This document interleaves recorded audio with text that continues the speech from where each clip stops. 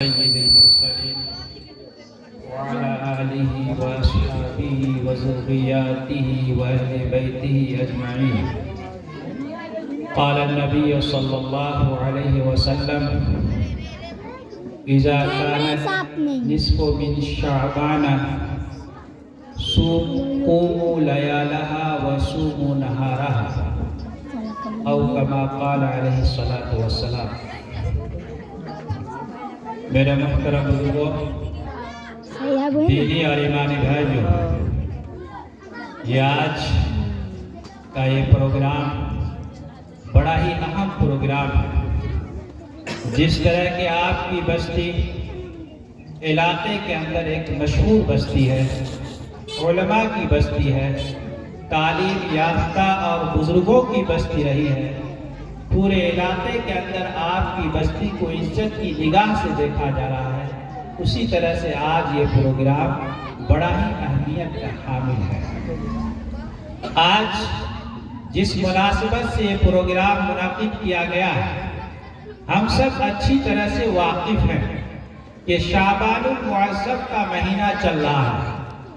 حضور پاک علیہ السلام رمضان المبارک کی تیاری اسی شعبان المعظم سے فرمایا کرتے تھے، اور آپ صلی اللہ علیہ وسلم کا معمول یہ تھا کہ آپ صلی اللہ علیہ وسلم کثرت سے اس شعبان کے اندر روزے رکھا کرتے تھے. اور کثرت سے روزے اس لیے رکھتے تھے تاکہ رمضان المبارک کا جو فرض روزے آ رہا ہے اس میں رہنے میں کوئی دقت اور دشواری کا سامنا نہ کرنا پڑے. رمضان کی جو عبادت اور بالخصوص روزہ فرض ہے، اس روزہ کے فرض کی ادائیگی میں سہولت ہے. اس لیے حضور صلی اللہ علیہ وسلم کثرت سے اس شعبان میں روزے رکھا کرتے تھے. آج شعبان کی 15ویں تاریخ میں ہم سب داخل ہو چکے ہیں. آج اس شب کو شب برات کہتے ہیں. شب برات کے تعلق سے لوگ افراد و تفریق میں شکار ہو گئے. ہم لوگوں میں بھی دو گروہ ہو گئے. کچھ افراد کا کہنا ہے کہ شب برات کی کوئی حقیقت اور اصلیت نہیں ہے، کیونکہ اس کا ثبوت نہ قرآن سے ہے نہ احادیث سے ہے. اس لیے وہ لوگ کہتے ہیں کہ اس رات میں عبادت کرنا فضول کی چیز ہے، اس رات میں عبادت کرنا بدعت ہے. اور دوسری طرف کچھ لوگوں نے اس قدر غلو کیا شب برات کے تعلق سے کہ اس رات میں سوچتے ہیں کہ ہم عبادت کر لیے اور عبادت تو کم کیے، قبرستان کو چراغاں کرنا، مسجد کو چراغاں کرنا، ہر جگہ ہے روشن کرنا، دیا جلانا، قبروں پہ مزار پہ سر جھکانا، اس کو ضروری سمجھ لیں. دو طرح کے لوگ ہوں. لیکن ہم اور آپ کو جو اسلام نے بہترین راستہ بتایا، جو طریقہ بتایا، وہ اعتدال کا راستہ ہے. اور اعتدال یہ ہے کہ رات حقیقت میں عبادت کی رات ہے. حضور صلی اللہ علیہ وسلم سے 10 احادیث مروی ہیں اس رات کی فضیلت کے سلسلے میں. لہذا جس رات کے تعلق سے حضور صلی اللہ علیہ وسلم کی 10 احادیث مروی ہو، اس رات کی عبادت کو بدعت کہنا، اس رات کی عبادت کو فضول کہنا بالکل ہی غلط ہے، بے بنیاد ہے. البتہ یہ بات درست ہے کہ اس کے تعلق سے جو احادیث آئی ہیں وہ ضعیف ہے. لیکن ہمارے علماء محدثین کا فرمانا ہے کہ اگر حدیثیں ضعیف ہو اور عبادات کے تعلق سے ہو اور کئی طرق سے آ جائے تو حدیثیں کمزور نہیں رہتی ہیں، وہ ضعیف نہیں رہتی ہے، بلکہ وہ حدیثیں بھی مضبوط ہو جاتی ہیں. لہٰذا ہمارے اسلاف کا یہ طریقہ رہا ہے، ہمارے اکابر کا یہ طریقہ رہا ہے کہ وہ اس رات کو شب برات کو عبادت کا درجہ دیے، اور اس رات میں جو عبادت کی جاتی ہے اس پر اللہ تعالیٰ کی طرف سے اجر اور ثواب کے وعدے ہیں. یہ بالکل ہی درست. لیکن عبادت کا کوئی خاص طریقہ نہیں ہے کہ فلاں طریقے سے عبادت کی جائے گی. مثلا بعض لوگوں نے اپنے طرف سے طریقہ گڑھ لیا کہ آج شب برات ہے، اس میں جو ہے صلاۃ التسبیح کی نماز پڑھی جائے گی. شب برات کی کوئی نماز جو ہے الگ ہوتی ہے وہ نماز پڑھی جائے گی. یہ چیزیں بے بنیاد ہیں، بے حقیقت ہے، اس کی کوئی حقیقت نہیں. حقیقت یہی ہے کہ شب برات کی رات ہے، عبادت کی رات ہے، لیکن عبادت کا کوئی خاص طریقہ کسی روایت سے ثابت نہیں. آپ کثرت سے نفلی نمازیں پڑھیں، کثرت سے قرآن پاک کی تلاوت کیجیے، ذکر و اذکار کیجیے، لیکن دین کے اندر غلو نہیں ہونا چاہیے، زیادتی نہیں ہونی چاہیے. جو طریقہ حضور صلی اللہ علیہ وسلم سے ثابت ہے اسی طریقے کے مطابق اگر ہم رات گزاریں گے تو عبادت شمار ہوگی، ورنہ عبادت شمار نہیں ہوگی. حضور صلی اللہ علیہ وسلم کا یہ طریقہ رہا ہے کہ اس رات کو تنہائی میں عبادت کیا کرتے تھے. حضور صلی اللہ علیہ وسلم جب قبرستان تشریف لے گئے تنہا گئے، اپنے گھر والوں کو، اپنے اہلیہ کو بیدار نہیں کیا کہ تم لوگ بھی قبرستان چلو، تم لوگ بھی عبادت میں مشغول ہو جاؤ، بلکہ آپ تنہا تشریف لے گئے، اور وہ بھی پوری زندگی میں صرف ایک مرتبہ. حضور صلی اللہ علیہ وسلم سے ثابت ہے کہ آپ جنت البقیع میں تشریف لے گئے اور وہاں آپ نے اپنے مرحومین مرحومات کے لیے دعا کی، وہاں عبادت. لہذا ہم اور آپ کا بھی یہ معمول ہونا چاہیے کہ پوری زندگی میں ایک دو مرتبہ چلے گئے تو ٹھیک، ورنہ ہر شب برات میں قبرستان جانا اور یہ سوچنا کہ اگر ہم قبرستان نہیں گئے تو ہماری عبادت نہیں ہو گئی، ہماری شب برات نہیں ہوئی، یہ بالکل ہی بے بنیاد چیز ہے. حضور صلی اللہ علیہ وسلم سے جو چیزیں جس درجے میں ثابت ہیں اسی درجے میں رکھنا چاہیے. ہمارے اسلاف کا اس رات گزارنے کا طریقہ یہ رہا ہے کہ عشاء کی نماز جماعت کے ساتھ پڑھتے ہیں، اس کے بعد جتنی توفیق ہوتی، نیند پر جتنی قدرت رکھتے اس قدر جو عبادت کر لیتے، پھر ایک گھنٹے کے لیے آرام کر لیتے، سو جاتے. رات کے آخری پہر میں آخر حصے میں پھر بیدار ہوتے، آپ نفل پڑھ لیتے اور قرآن کی تلاوت کر لیتے، تہجد کی نماز پڑھ لیتے، پھر فجر کی نماز جماعت کے ساتھ پڑھتے. یہ ہمارے اسلاف کا طریقہ ہے. اگر ہم اور آپ بھی اسی طریقے کے مطابق عمل کیا تو یقین مانیے کہ پوری رات شب بیداری کرنے کا ثواب ملے گا. ورنہ چوک چوراہے پہ اپنے اوقات کو ضائع کرنا، قبرستان پر جا کر چادر بچھا کر وہی پڑے رہنا، وہاں رونا گڑ گڑانا، اس کا کہیں سے کوئی ثبوت نہیں. جو طریقہ ہمارے اسلاف سے منقول ہے اسی طریقے کے مطابق یہ ایام گزاریے، یہ رات گزاریے تو یقین مانیے کہ اللہ کی طرف سے مغفرت کے وعدے ہیں. حدیث شریف کے اندر آتا ہے کہ اس رات کے اندر اللہ کے مقرر فرشتے کی طرف سے اعلان ہوتے ہیں کہ ہے کوئی مغفرت طلب کرنے والا، میں اس کی مغفرت کر دوں. ہے کوئی مجھ سے مشکل کشا، مشکلات کا سوال کرنے والا، میں مشکلات کو حل کر دوں. ہے مجھ سے کوئی روزی کا طلبگار، میں اس کی روزی میں فراخی کر دوں. اللہ کے مقرر فرشتے کی طرف سے اعلان ہوتے ہیں. جو بھی بندہ اس رات میں عبادت میں مشغول ہوتے ہیں، اللہ کے حضور روتے رہتے ہیں، گڑ گڑاتے رہتے ہیں، اپنے گناہوں پر تاب اور شرمندہ ہوتے ہیں، ایسے شخص کی مغفرت کر دی جاتی اس رات میں. لیکن اس مغفرت والی رات میں بھی چند لوگوں کی مغفرت نہیں ہوتی. اس مغفرت کی رات میں بھی چند لوگوں کی مغفرت نہیں ہوتی. اس میں سے کون کون لوگ ہیں مختصر وقت میں بتانے کی کوشش کروں گا. سب سے پہلا شخص ہے مشرک. مشرک کہتے ہیں کہ اللہ کی ذات اور اللہ کی صفات میں کسی کو شریک ٹھہرانا.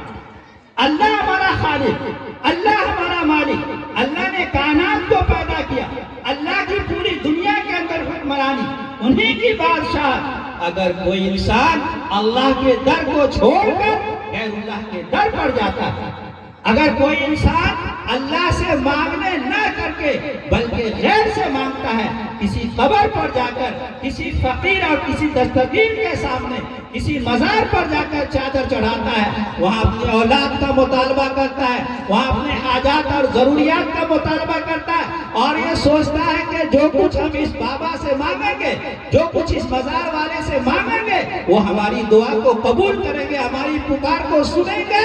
ایسا شخص مشرک ہے. اور خدا نے فرمایا ان اللہ لا یغفر ان یشرک بہ ویغفر ما دون ذلک لمن یشاء.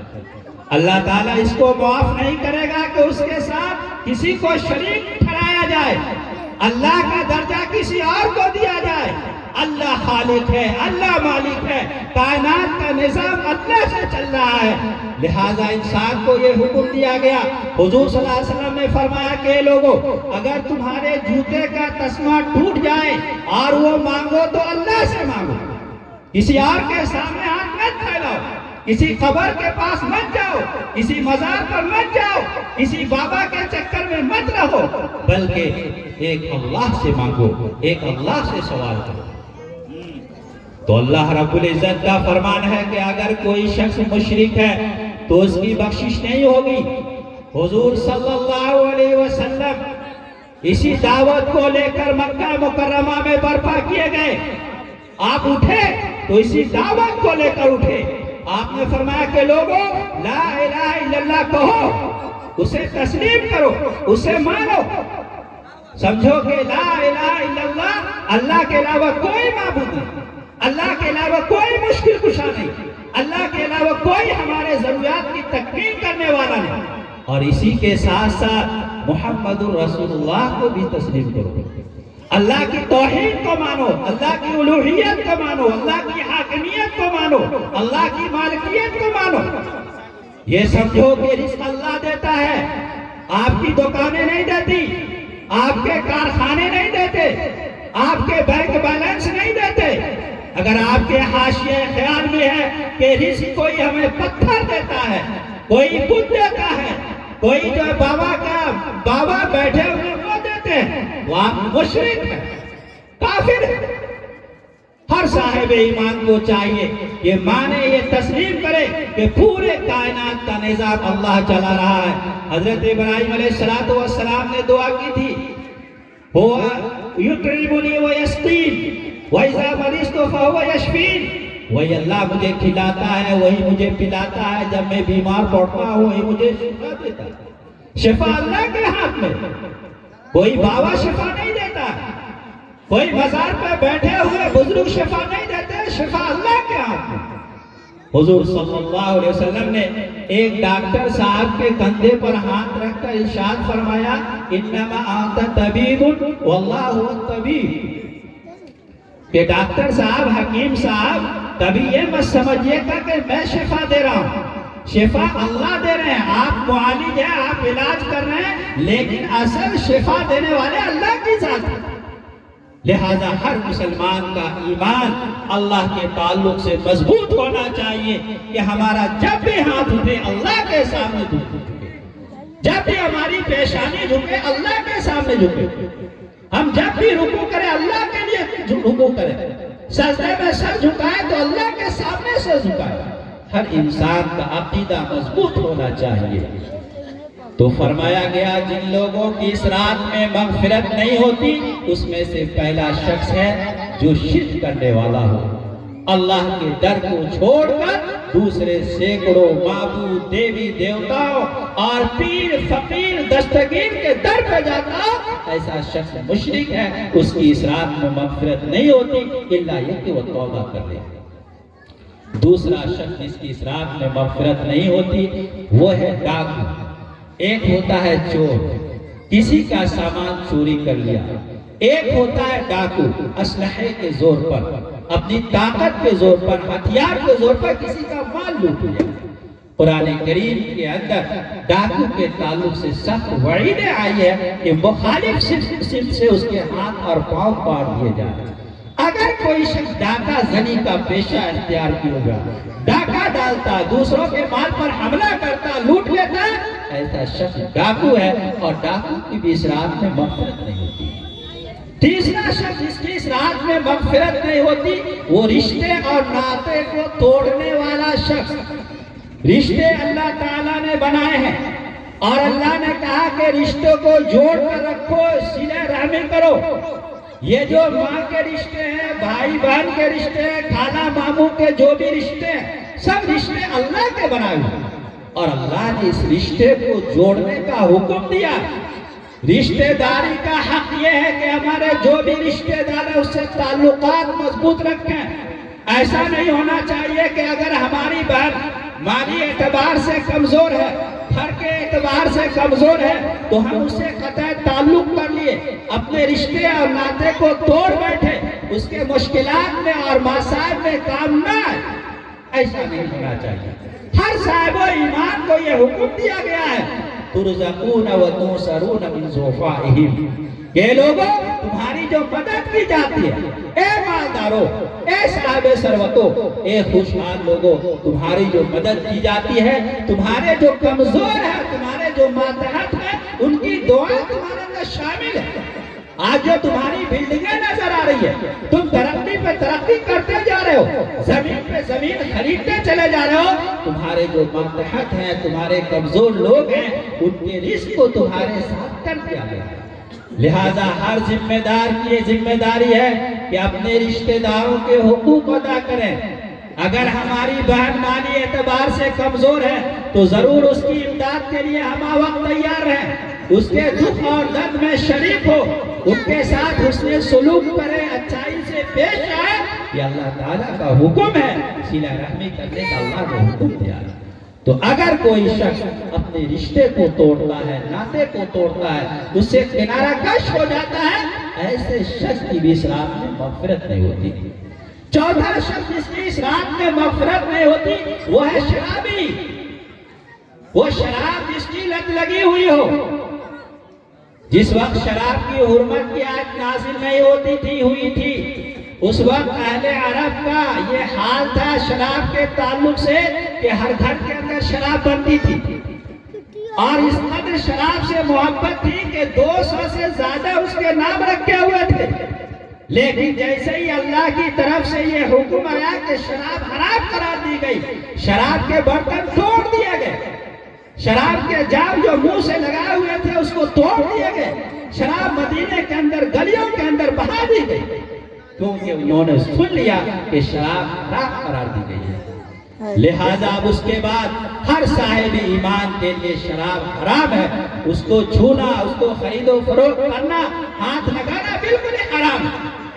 حرمت کی آیت نازل ہونے کے باوجود اگر ہمارا نوجوان شراب کی لت میں پڑا ہوا ہے، راتوں دن اس میں نشہ میں مست رہتا ہے، ایسا شخص کی بھی اس رات میں عبادت قبول نہیں، اس کی دعا قبول نہیں۔ اس لیے ایسے شخص کو بھی چاہیے کہ اللہ کے حضور روئے گڑ گڑائے، اور پہلے رو گڑ گڑا کر توبہ کرے، اللہ سے معافی مانگے، پھر ممکن ہے کہ اللہ تعالیٰ اس کو معاف فرما دے۔ ایک وہ شخص جس کی اس رات کے اندر مغفرت نہیں ہوتی ہے وہ ہے والدین کا نافرمان۔ اللہ رب العزت نے والدین کا بڑا اونچا درجہ بیان کیا، بڑا اونچا درجہ بیان کیا۔ اللہ رب العزت نے اپنی عبادات کے ساتھ ساتھ والدین کے حقوق کو بیان کیا کہ والدین کے ساتھ اچھا سلوک کرو، ان کے ساتھ اچھا معاملہ کرو، ان کے دکھ اور درد میں شریک ہو، ان کے علاج اور معالجے کی فکر کرو، اور اگر کبھی ان کی طرف سے سخت اور سست الفاظ نکل جائے، کبھی جذبات میں آ کر، غصے میں آ کر کچھ بول دے، تو پھر اس کو فَلَا تَقُلْ لَهُمَا اُفٍّ وَلَا تَنْهَرْهُمَا وَقُلْ لَهُمَا قَوْلًا كَرِيمًا، تب بھی اس کا جواب نہیں دینا، اس کے ساتھ نرمی سے اور ادب سے پیش آنا ہے۔ حضرت حسن رحمت رضی اللہ عنہ فرماتے ہیں کہ اس کا مطلب یہ ہے کہ اگر تمہارے والدین بستر پر بور و براز کرنے لگے اور تمہارے اس کو پاخانہ اور پیشاب صاف کرنے کی نوبت آئے، تب بھی اف کا لفظ مت نکالنا۔ والدین کا اللہ تعالیٰ نے بہت ہی اونچا درجہ بیان فرمایا ہے۔ لہذا ہر صاحب ایمان کو چاہیے کہ والدین کے حقوق کو سمجھے، اس کی اہمیت کو سمجھے، اور یہ سوچے کہ اللہ تعالیٰ نے جنت کا راستہ ہمارے لیے آسان کر دیا۔ خوش نصیب ہے وہ لوگ جس کے والدین حیات سے ہیں، اس کی خدمت کرنا ہے، ان کے دل کو خوش کیے ہوئے ہیں، ایسے شخص خوش نصیب ہیں۔ آج کل کوئی شخص اگر حج پر جانا چاہے 4-5 لاکھ روپے لگتے ہیں حج پر جانے کے لیے، لیکن حضور صلی اللہ علیہ وسلم نے ارشاد فرمایا کہ اگر تم ایک مرتبہ اپنے والدین کو، ماں باپ کو محبت کی نگاہ سے دیکھتے ہو تو حج اور عمرے کا ثواب ملتا ہے۔ پھر اللہ تعالیٰ نے مفت میں حج اور عمرے کا ثواب عطا فرما دیا۔ لیکن آج ہمارے نوجوان کا یہ حال ہے کہ اپنے والدین کو، اپنے ماں باپ کو جوتی سے زیادہ اہمیت دینے کو تیار نہیں، اپنے آپ کو، اپنی لاشوں کو جہنم میں جھونک۔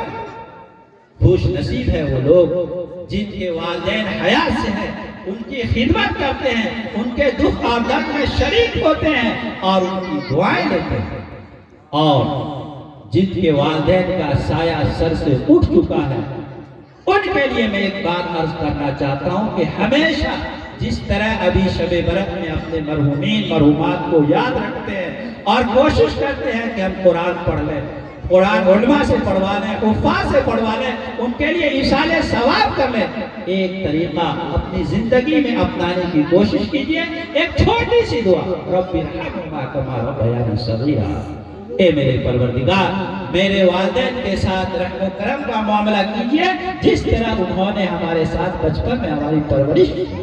یہ دعا پڑھنے کا معمول بنا لیجئے، یقین مانیے کہ آپ ان کی طرف سے حقدار اولاد ہوں گے اور ان کے لیے ایصال ثواب کرنے والے اولاد بن جائیں گے، اور آپ جو فرما بردار اولاد میں شمار ہوں گے کہ آپ کے جو ہے اصل جو ہے وارث ہیں جو ہمیشہ ایصال ثواب کی فکر کرتے رہتے ہیں۔ تو اگر کوئی شخص والدین کا نافرمان ہو، والدین کے ساتھ بدتمیزی سے پیش آتا ہو، ان کی بات پر جواب دینے والا ہو، تو ایسے شخص کی بھی اس رات میں مغفرت نہیں ہوتی۔ جب یہ مغفرت کی رات ہے، ہر انسان کی مغفرت کی امید ہوتی ہے، اور یہ چند افراد جو گنائے گئے اس کی مغفرت کی امید نہیں ہوتی۔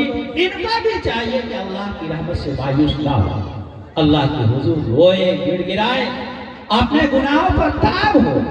یہ رات توبہ کرنے کی ہے، اللہ کے حضور رونے اور گڑ گڑانے کی ہے کہ اللہ تعالیٰ میں بڑے بڑے گناہ میں مبتلا ہوں، آئندہ یہ گناہ کو چھوڑ دوں گا، ترک کر دوں گا، ہمارے گناہوں کو معاف فرما دیجئے۔ یقیناً آج بھی اللہ کی رحمت متوجہ ہے، اللہ کی صفت غفار و غفور کی ہے، رحمان و رحیم کی ہے، بڑے بڑے مجرموں کو معاف کر سکتا ہے، اور ہماری اولاد ہمارے لیے دعا اسی وقت کرے گی جب ہم اس کو لائق بنائیں گے۔ اگر ہم نے اپنی اولاد کو اس لائق بنایا کہ وہ کسی مدرسے میں پڑھے، حافظ قرآن بن جائے، عالم دین بن جائے، تو یقین مانیے کہ آپ کے جانے کے بعد بھی آپ کی اولاد آپ کے لیے ایصال ثواب کرے گی۔ خود قرآن پڑھ کر، حفاظ سے قرآن پڑھوا کر، تراویح میں قرآن پڑھ کر اپنے والدین کو اپنے دعاؤں میں یاد رکھے گی اور ہمیشہ ایصال ثواب کی کوشش کرے گی۔ لیکن اگر آپ نے روپے کے چکر میں، مال و دولت کے چکر میں اسکول کے حوالہ کر دیا، کالج کے حوالہ کر دیا کہ لاکھوں لاکھ روپے کما کر دے گا، تو یقین مانیے کہ وہ ایصال ثواب تو نہیں کرے گا، ممکن ہے کہ وہ اپنے غلط کارکردگی کی وجہ سے خود جہنم کے راستے کی طرف چل پڑے گا اور آپ کو بھی جہنم کی طرف لے جائے گا۔ اس لیے حضور صلی اللہ علیہ وسلم نے ارشاد فرمایا، کلکم راع وکلکم مسئول عن رعیتہ، اے لوگوں تم میں کا ہر ایک شخص اپنے گھر کا ذمہ دار ہے، ہر ایک شخص سے اس کی ذمہ داری کے تعلق سے اللہ رب العزت سوال کریں گے، پوچھیں گے کہ آپ نے ذمہ داری کا حق کہاں تک ادا کیا۔ آج ہمارے معاشرے طرح طرح کے رسومات، بدعات، یہاں تک کہ ارتداد کی لہر معاشرے کے اندر چل پڑی۔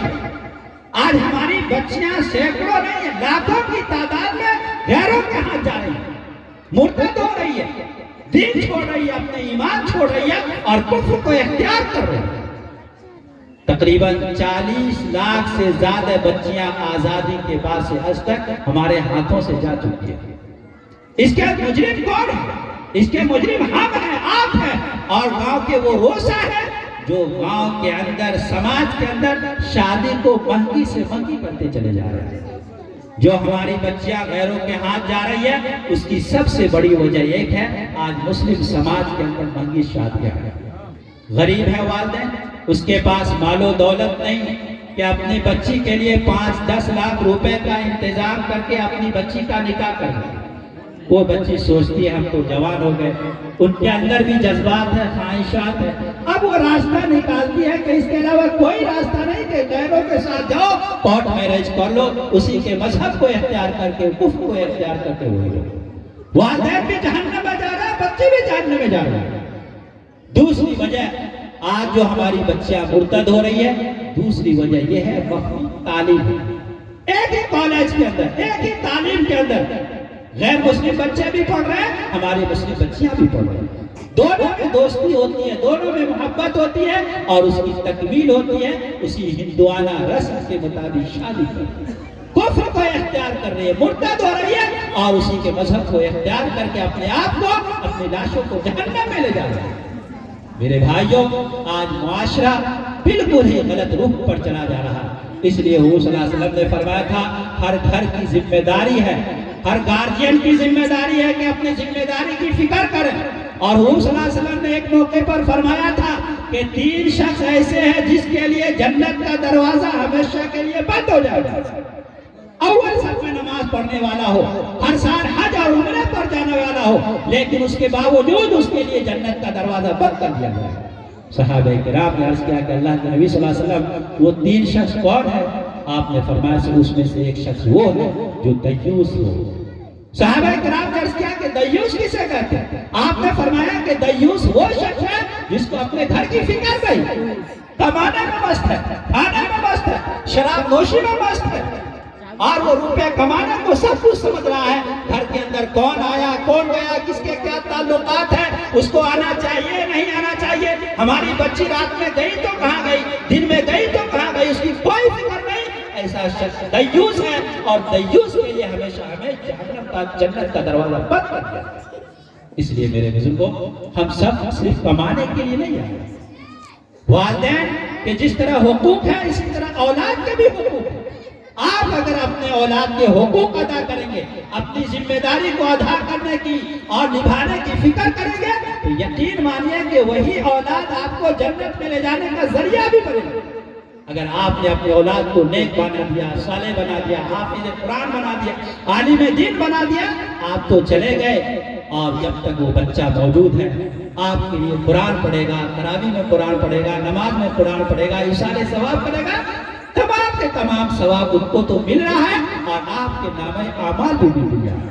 لیکن اگر آپ نے اپنے بچوں کو غلط راہ پر ڈال دیا، غلط ماحول میں ڈال دیا، آج عیسائیت اسکول کا بازار گرم ہے، اور کوشش ہو رہی ہے کہ ایک مسلم سماج کے بچے بھی عیسائی اسکول کے اندر آئے، اور وہ اپنے مذہب کے اندر، اپنے دین کے اندر، عقیدے کے اندر تبدیلی لائے۔ ایک اللہ سے اس کا عقیدہ ہٹ کر سینکڑوں معبود دیو دیوتا کا عقیدہ بن جائے۔ یہ فکر ہو رہی ہے، یہ کوششیں ہو رہی ہیں، اس طرح کے نصاب اور کتابیں تیار کی جا رہی ہیں۔ اس لیے ہم سب کی یہ ذمہ داری ہے کہ حالات کو دیکھتے ہوئے پہلے سے زیادہ اور توجہ دینے کی ضرورت ہے۔ اپنے گھر پر، اپنے بچوں پر، اپنی اولاد پر تعلیم و تربیت کی فکر کیجیے، تو یقین مانیے کہ ہر موقع پر، یہ شب برات کے موقع میں ہر موقع پر وہ آپ کے لیے ایصال ثواب کریں گے، آپ کو اپنی دعا میں یاد رکھیں گے، اور اپنے آپ کو بھی جنت میں لے جائیں گے، اور اپنے ساتھ آپ کو بھی جنت میں لے جائیں گے۔ اللہ رب العزت تمام کے تمام شرکاء کو بہت قبول و منظور فرمائے، اس مجلس کو قبول فرمائے۔ ہمارے مہمان مکرم موجود ہیں، انشاءاللہ ان کے قیمتی خطاب بھی ہوگا، ہم سب اس سے مستفید بھی ہوں گے۔ اللہ رب العزت ہم کی توفیق عطا فرمائے۔